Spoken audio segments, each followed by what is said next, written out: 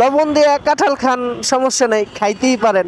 কিভাবে 3.5 লাখ টাকার একটা বাইকের প্রাইস বাড়তে বাড়তে বাড়তে বাড়তে 5,24,000 আইসা ঠেকে, এটা বাংলাদেশের সুজুকি অথবা র্যাঙ্কন মোটরস আছে তাদেরকে না দেখলে বোঝা যাবে না। আমি সুজুকি GSX-R 150 বাইকটার কথাই বলতেছি। এটা বাংলাদেশের one of the fastest sports bike in 150cc segment. এই বাইকটার প্রাইস ছিল একসময় 3.5 লাখ টাকা, যদিও তখন এটাতে ABS সিস্টেম ছিল না, নন ABS ভার্সন ছিল। তারপর ABS ভার্সন আনার পরে সম্ভবত 4,25,000 বা 4 লাখ এরকম একটা প্রাইস রেঞ্জে ছিল। ওই বাইকটাই এখন ডুয়েল চ্যানেল ABS, মানে ABSটাই রাখছে, এর বেশি আর তেমন কোনো কিছু আপডেট আমি দেখি নাই গ্রাফিক্স ট্রাফিক্স ছাড়া।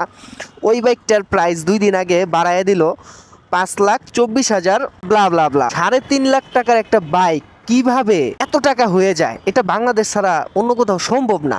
এই বাইকটাকে জাস্টিফাইড একটা প্রাইস আমরা বলতে পারতাম একটা সময়, যদিও এটার ওয়েট ব্যালেন্সিং ইস্যু ছিল, কন্ট্রোলিং ইস্যু ছিল।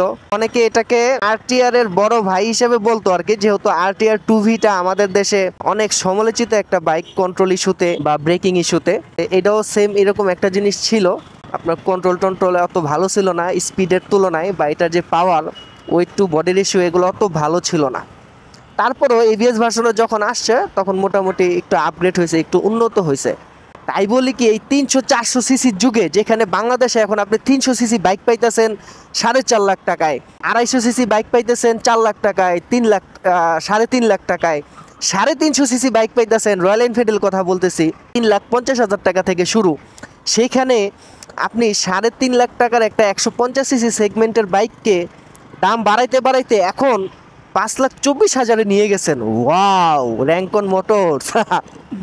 আপনারা সম্ভবত এই বাইকটা চাচ্ছেন না কাস্টমারের কাছে বিক্রি করতে, জাস্ট একটা আলোচনা হবে, তারপর 2 দিন পরে এটাকে বন্ধ করে দিবেন বাংলাদেশের মার্কেটে। আমি যেটা বুঝতেছি আর কি, মানে শিওর থাকেন আগামী কয়েক মাসের মধ্যে শুনতে পাবেন যে এই সুজুকি GSX-R 150 এই বাইকটা আর বাংলাদেশের মার্কেটে কন্টিনিউ হবে না, ডিসকানেক্ট হয়ে যাবে টোটালি।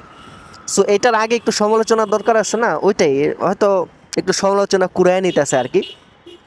যদিও আমরা সুজুকিকে ভ্যালু ফর প্রাইসিংয়ের ব্যাপারে অত ভালো জানি না, ওনাদের যে প্রাইসিং থাকে, একমাত্র এই বাইকটাই ছিল যে একটা ভ্যালু ফর মানি একটা বাইক ছিল।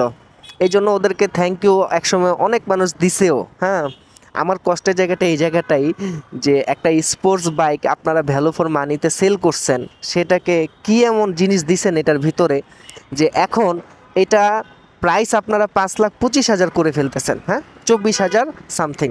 কেন কেন মানে আপনারা হায়ার সিসিও আনতেছেন, আবার লোয়ার সিসির প্রাইস এত বাড়ায় দিতেছেন কেন রে ভাই? তার মানে কি বুঝাইতে চাইতেছেন এইটার যে 250 সিসি ভার্সন আছে ওইটা আনলে প্রাইস দিবেন 10 লাখ, তাই না? এটাই তো। দেন দেন দেন, আমরা দিন শেষে ভ্যালু ফর মানি বাইকের প্রতি ঝুঁকবো। এখন যেহেতু সিসি লিমিট বাড়ছে, অনেক অপশন থাকবে, অলরেডি আমাদের কাছে এখন অনেক অপশন আছে, রিজনেবল প্রাইসে অনেক অপশন আছে। আপনারা এতদিন অনেক জ্বালাইছেন আমাদেরকে, অনেক অনেক কামাইছেন আমাদের থেকে, আর পারবেন না। তারপরেও রিকোয়েস্ট, যেহেতু পছন্দের কিছু বাইক আপনারা আনছেন আমাদের দেশে, কারণ এই বাইকগুলো আসলেই ভালো, কিন্তু তার মানে এই না যে সর্বস্বটা দিয়ে আপনাদের এই বাইকগুলো কিনতে হবে। রিকোয়েস্ট থাকলো প্রাইসিং বিবেচনা করে আপনারা স্বল্প মূল্যে আমাদের গ্রাহক পর্যায়ে যেন আমরা ন্যায্য মূল্যে একটা বাইক কিনতে পারি, এই জিনিসটা আপনারা একটু মাথায় রাখেন।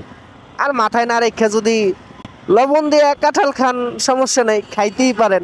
লবণ দিয়ে কাঁঠাল খাওয়ার মজা যদি অন্যরকম হয়, টেস্ট যদি অন্য লেভেলের হয়, তাহলে খান, মানা করছে কেনা, আমরা আর খাবো না।